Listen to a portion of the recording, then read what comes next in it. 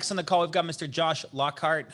Josh resides in Atlanta, Georgia. He is a 10-year veteran of, how would we even say it, of a business, a successful businessman for nearly a decade who has recently seen the opportunity at Family First Life, came out the gate swinging, paid $100,000 in his first 3 months, and has already recruited over 100 agents through different recruiting metrics and mediums, and is coming on to kind of talk about his background, his experience, and what his goals are to do here at Family First Life. So how are we doing today, Josh? Man, I'm doing great. And if anything happens, it just started coming down, raining crazy, but we'll be good. Where are you running right now? Somewhere we're in the northeast part of Atlanta, and I'm at a quick trip. Okay. Those are actually the cleanest. Those the only place I would ever go. So it's like quick trip, racetrack, and then a speedway once in a while. That's my jam, right? That's Quick Trip's they've got the Zions. That's why I went, and good beef jerky. So, but back to you, my man. So so what I'd love to do, Josh, is have everyone kind of learn more about you. I highly respect you. I think you are an incredible asset to not only our team, but the company at large. And the fact that a guy of your pedigree and caliber sees the opportunity of life insurance sales only shows what the future holds for FFL. So I'd love for you kind of share your background and talk about what maybe you saw in FFL as a reason why you decided to start a insurance agency with us. Absolutely. So I've actually been in or around the insurance industry for 15 years. I can't believe I can say that now. I actually started in life insurance sales 15 years ago. It was a company, they're no longer around. They've gotten bought out and changed. And, it was kind of a good entry. We actually had a debit route. I don't think those exist anymore. You have to go like knock on people's door and actually collect their cash every month, which was crazy. Learned a lot about, sales. I didn't know anything about sales at that point. And made a couple of moves, did a stint in a captive company, PNC, and then went on to spend over a decade in direct sales, network marketing.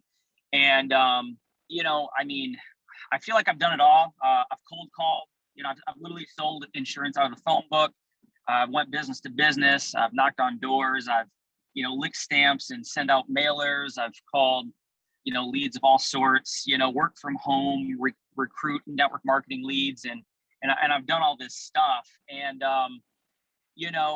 for most of it, quite honestly, I was making pretty modest money, 20,000, 30,000, a few years like $40,000. Last couple of years have been pretty good, made it to six figures. And, but I always had these big goals, right? You can't hang around sales organizations and business organizations and, read the books and go to the conferences and not like start to think, big goals, because that's what they tell you to do. And I remember I had this May of 2015. I wrote down in my journal that, I wanted to make $100,000 a month. And that's like something I've kept in front of me. And I just never really had a plan to get there. It was just like, hey, one day, someday, I hope this happens. And when I saw Family First, now kind of take back my insurance days. Again, this was, 2008, 7, 2009. My experience was no leads, 50% comp, and 2-3 months of underwriting, and you still might not get paid, right? And so I kind of left that behind, and I thought, well, that's what the insurance world is. That's not fun. I'm gonna stay away from that. And so when this came across my table, I'm like, saw the comp, I saw the leads, and I'm like, okay, simplified issue. I didn't even know that was a thing. And I'm like, if that's right, if that's accurate, if that's really happening, like, I don't want to do this. I have to do this, right? And I watched a video and somebody said something like, you buy leads, you set 30 appointments a week, you sit on 20, you sell on 10. Somebody said that, and I said, that checks out to me. I've made lots and lots of calls. I've probably made 100,000 calls to prospects over the years, and so I know my ratios. I know what I can do, what I can't do, and everything checked out to me. And I said, well, if people are doing that and making $10,000 a week, well, I'll just double it. I can probably make $1 million. And so that was my first thought. And in fact, when I saw that, I didn't know that we offer, we paid for people's class to get licensed. So I had to get licensed again. I hadn't had a license in a decade. And so I just went online. I found a company. I paid for the licensing class and just started right away, not knowing that was a thing. So pretty much jumped in almost immediately. I love it, man. So, I mean, that's it. It is an eye-opening situation. So someone like yourself who's been around business, and this isn't to knock down anybody who hasn't been around business, but many people aren't around business a lot. You either work someplace or you've got involved in some company early on in life and you work your way up and spend time doing that. But for a business owner who understands the risks and the costs and the stresses associated with it, when you go, hold on, you're going to pay me 100% commission in 24 hours and you have leads of people that want to buy this stuff, and it's insurance and it's regulated and you have to have a license, and there's insurance on the like, hold on. Like we are life insurance agents who go out there and protect hardworking families, and we're highly compensated. And the reason that we can be compensated because there has yet to be any insurance company that has figured out a way to run ads online or phone calls direct to consumer that has been successful. The insurance agent is an essential worker deemed by the government that is now someone who can turn around and teach others how to do it and build a massive agency on top of making a ton of money for their own. So for someone like yourself, not unlike many others of our top successful people that go, I like the concept of building a business, owning my own business, but the fact this is something that I can do and I can recruit into. And I think that's where your rocket ship or your early onset growth has come from, is you see that like many of us also see. So let's talk about now, what else? Like what's your first, 6 months, 3 months? What's it been like? What are your plans? Where are you going with us? And then we'll jump into some in-home stuff, because I know that you're a master sales trainer, which I gave you that title because I'm like, this dude has to be a master. He's a guy's been selling for 15 years. He's got to know some stuff that I don't know. So yeah. Yeah, but I appreciate that, by the way. That just made me feel old. So I appreciate the title. But yeah, I mean, soon as we got started, I worked with Jimmy Cheerio. He handed me a script. I saw the video, buy this many leads, heard about the Go High Level campaign, just heard about all this stuff. And, with the long run time, the decade of doing all this stuff, I didn't say, well, hey, I know what to do. I just said, okay, that's what they're doing. Let me just do that. Let me max out whatever's going on here. Let me just max that out. And then we'll worry about, adjusting later on, right? Let me see if this is actually going to play out like I think it will. So, I've been spending $2,500 a week on leads right out the gate. Pretty much day one, jumped in the Go High Level, grabbed a couple spots there. Then the next month, upped it even more. And just, whatever it was, I met you in LA. Jamie Cheerio sends me a text one day. I'm heading to a house. I'm out in the boonies, and I get this text, and it's like, the top people, all I read was the top people. There's like 30 people going to LA, blah, blah, blah, blah, blah. Sean Mike dinner. You should do this. And so I didn't really read it. I clicked on the link. I filled out the form. 30 seconds later, I called Jamie. I'm like, what did I just sign up for? He goes, oh, you're going to donate $1,500 and fly out to LA in 2 weeks. I'm like, all right, awesome. But it was good. I picked up something there, helped me make a ton of money on the way back. So I'm glad I did. But, so I just, whatever it was that was put in front of me to do, I just did it and maxed it out. But, I've done the slow and steady thing. Sometimes you hear slow and steady wins the race. Just stick with it, be persistent over time. This will happen for you. And I'm not saying that's wrong, but that's not fun, right? And you come here, you see the big numbers, you see what people can do. I heard your story, and I'm like, okay, that's what we're gonna do. And so, just it's exciting to, build a big team, which I've been in the business of building teams for a long time, but I always had that feeling like, I'm doing the work, I'm getting paid, but my team's not making much money. I had to rebuild it every 6 months. The turn rate was ridiculous at times, and all this stuff. And to see something that's like she just said, you buy the leads, you go see the people, you make the sales, you rinse and repeat. I mean, it's really something that you can begin to predict, right? And if you're a professional, the difference between amateurs and professionals, amateurs are like, I think this might work. You're kind of second guessing yourself. You're not so sure. But if you're a professional, you can predict your results. You can say, hey, I know exactly what I need to do, how much I need to spend, how many people I need to see to go and issue 10 or 15 grand a week or whatever you're doing. So, of course, Hall of Fame, we're going to knock that out. I got a ways to go. We're going to knock that out this year. We're going to be at $1 million a month by first part of the year. We're going to do the integrity thing. And I don't know, I'm going to work for the next 10 years doing something. I mean, I was on the call earlier today with Sean Mike, and he's like, yeah, we're going to $1 billion. And that's great. I mean, personally, I believe that with or without me, Family First is going to $1 billion, has nothing to do with me, but I'm excited to see, some of us agency owners that go to $1 billion. That's what gets me excited. I love that, man. I love that. That's so true. I mean, looking at Andrew, right? Andrew's agency is doing almost $20 million a month. That's like $240,000. Yeah, it's a $250 million a year agency FFL USA is. We're a part of that's, that we're 40% of FFL. Like our agency, we're like 15% of FFL. And I try to think of it like that. Like, how do we increase the not that I want others to not grow as fast. I just want us to grow the fastest, which is just, I think that's a good competition.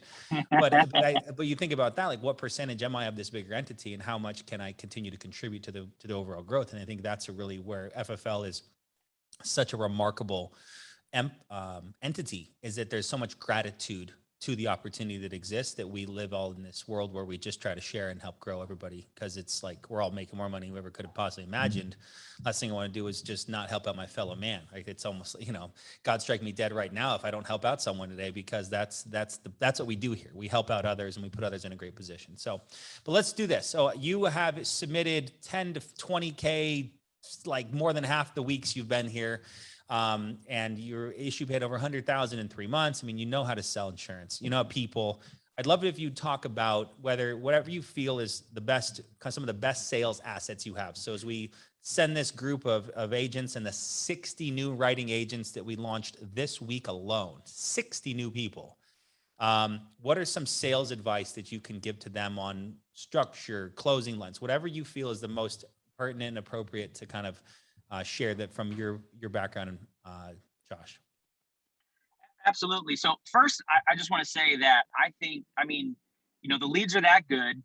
Obviously, the need is there. If you show up in a home, if somebody lets you in, it's almost not about how good you are. I'm not going to be like, hey, I'm so good, I can close anybody. I think you can do more to mess up a sale than you can do to make the sale, right? And so my first 3 appointments when I got here, my first day, my first 3 sits, I didn't make a sale, and it was bugging me. But I knew that something wasn't right. I jumped on a call, and I don't remember who it was. Somebody was talking about setting the table, and I'm like, yeah, that's the structure that I need.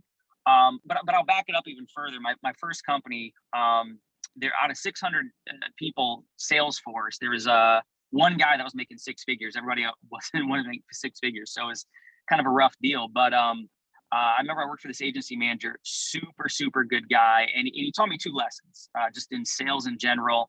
This was 15 years ago. I'll never forget it. And I remember we were sitting at someone's house, and I can't remember the product, some life insurance product. And he says, hey, we got this product here. This is what it is. And she goes, nope, I don't want it. And he goes, but it's a really good product. And she's like, no, I definitely do not want it. Like, get out of here. And he's like, but your sister has this. And she's like, okay, fine, I'll take it. And I was like, what sorcery just happened? We walk out of there without a sale, and we get outside, and he goes, listen, you always have to ask 3 times. People are just going to say no half the time just because that's what people do. And I said, okay, always ask 3 times. That was a good lesson. A couple weeks later, we're at a house, and this lady's like, man, that's just too expensive, And same thing, he's like kind of talking to her. And again, she comes back with, oh man, I just can't afford it. And then we end up walking out of the sale again. And I was like, this guy's, magician, what happened? And he said, well, she didn't say she didn't want it. She didn't say no. She just said she couldn't afford it. So you have to listen to what people are actually saying. And so I was just in a home a couple of days ago, and this guy, as soon as I get in, he's like, I only have like $40 to spend. I just want a small whole life. This is what I want, right? So we're going through it, and I lay out the numbers, and he's like, oh, that's just too much. That's just too much. That's just too much. Now, most people would say, oh, he can't afford it, the price is too high, or whatever else, and maybe they'd leave. But because I knew, hey, I got to, what is he actually saying? What he was saying is, the face amount, the coverage amount the price was too high for the coverage. And so the whole conversation, he's telling me he just wants final expense, but he's talking about how he wants to leave something for his kids. And so I said, hey, Grady, listen, you keep mentioning your kids, you want to leave something behind. Is it more important to you just to not leave a bill, or you actually want to make sure they're taken care of? He's like, yeah. So I was like, well, if you're willing to give me a couple dollars, we could probably look at something else. He's like, yeah, just a little bit more. And so offered him a higher price plan, more coverage. He was super happy. He's texting me, I'm so glad you came over, right? So yeah, really listen to what people are saying. So those are two things I learned 15 years ago that served me super, super well. But back to my first day, right? I have these 3 sits. I don't sell anything. I'm getting kind of frustrated. I know it's going to happen, but I'm frustrated, right? And so I jump on a call, and they're talking about setting the table. And to me, if you can get this down, I mean, you're probably batting 70%, 80% close right off the bat. And so, I walk in, the whole trying to build rapport. I kind of do that naturally. I don't worry about that. Sometimes you get the people, like, I imagine, Grady, if you were a lead, I sat down, you'd be like all business, right? Because that's your personality. So I'm not going to worry about making friends or anything. I'm just going to say, hey, Grady, why are you looking for insurance in the first place? And I'm just going to let you tell me. And I really believe that most sales are won or lost right there, right? If you're like, I just think it's a good idea, that's not good enough. And I've had several situations where, this guy, I come and I sit down, we're actually sitting by a bonfire, and he's like, I don't know. I don't know if I really want to leave anything to my kids. He had a rough life. His kids disowned him. I don't have anybody to leave anything to. And then I'm like, well, convince me. Why do you want this? Why leave him anything? And so we're talking. He's telling me how his life is trying to get back on track, and he's trying to, make amends with his son. He's trying to be a better father, and how his father left him in a bad situation. And, I said to him, I said, hey, listen, it sounds to me, and I don't even have my stuff out. We haven't done anything, right? This is like 7 minutes in. And I said, it sounds to me like, good or bad, that you've left your son in a better position than your dad left you. And he starts crying. He's like, yeah, I think you're right. And I said, well, wouldn't it make sense that at the end of the day that you left something with your son instead of leaving him with a burden just to make amends on the last note? And he goes, you're absolutely right. He's crying. And that's when the sale was made. It had nothing to do with the numbers, right? So I think, the why, we've heard people talk about that, super duper important. And then beyond that is just telling them, here's what to expect. Hey, Grady, here's what we're going to do today, right? I show them the sheet. I'm not a salesperson with one company. I'm the field underwriter for all these companies you see on here. I'm sure you recognize a few. Yep. Okay. Hey, I'm going to get in your business a little bit. We're going to fill out this sheet of paper, mostly medical questions. I'm going to put it on my laptop. We're going to see what you qualify for. And if we find a good option, we're going to submit a request to the insurance carrier, because it's going to take them a couple of days, to some cases a couple of weeks, to see if you're approved. Once you're approved, that's when the first month premium is going to come out.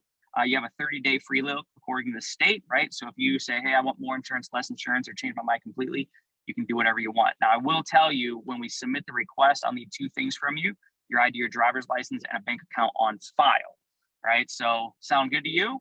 Yep. And now, most of the objections you're just not going to get, because they've agreed to everything, right? So that piece right there, I went from 3 no sales to now each week I might get 1 out of the whole week. That's great. That's better. That's better. I like that.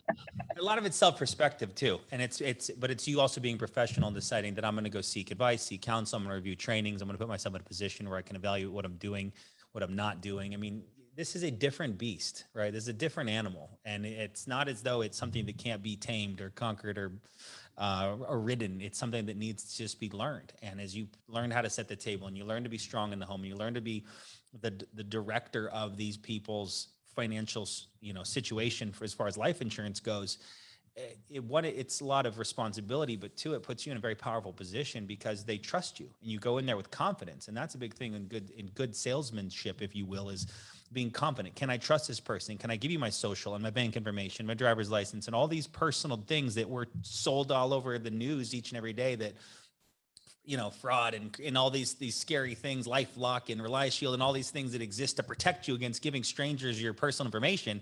And here's someone, I've been here with 7 minutes, now we're crying. and I'm giving him my social. Like, it's just, it takes a little bit to get there. And so what I advise all new agents is just lean into the trainings, lean into these things and learn that it's something you need to learn. And so, Josh, it's great to see what you're doing and what you're building, what you're creating. I would love to hear any final thoughts or any final advice you have to new and rising agents as you continue to as we close out the call today. Yeah, absolutely. I mean, I would add two little small tips on the in-home. Like I said, just, listen, there's always that awkward silence when you're typing stuff in, or, they say stuff like, I got to think about it. I think a lot of times new people are just so quick to, like, feel like they have to overcome the objection when you really don't. A lot of times, if you'll just not say anything, they'll say, hey, I got to think about it. And then they think about it for 2 minutes while you don't say anything. And they go, okay, I'll go with a 10. Right. And then, like you said, I mean, the whole trust thing is a big deal. I tend, if I ask a question, then I'm going to give them something for me. If they go, hey, yeah, I got 2 kids, my beneficiary, Sally, I'm saying, hey, I got 2 kids too, Scarlett and Sienna, here they are. And right, we're just kind of creating a friendship there. So, just a couple things to really have people believe that you're there to care about them, not just to sell them something. But beyond that, right? Beyond that, and she said it a little bit ago, is go all in. But what does that mean, right? That just means, hey, there's nothing that I'm doing is really even that special. I mean, there's people on here that are just crushing it, even harder, but doing big numbers, bigger numbers, and that's super exciting. So it's like, to a degree, I love that.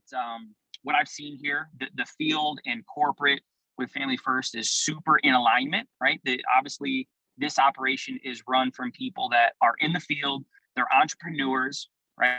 Sometimes when you get, very, very big corporate entities that, I've worked with in the past, insurance companies, et cetera, they tend to move slow. They make decisions from the boardroom, and everything here is very much in alignment, whether it be the leads, the adoption of phone burner, the internet leads, all the stuff they've seen here. So it's just like adopt what's going on and adapt quicker, right? Just do it quicker. You'll be fine. You'll be around the people like Grady and some others, and you'll just pick it up. So I'd end on that, man. Appreciate it, Josh. Looking forward to cheering you on, and we're going to hold you to it. So Hall of Fame by the end of the year, we're shaving your head at convention, just so we're clear. All right. Well, I have a lot of heads to shave, or none. I look forward to no heads to shave. I don't know where this head shaving thought process came in. I think it was Sean.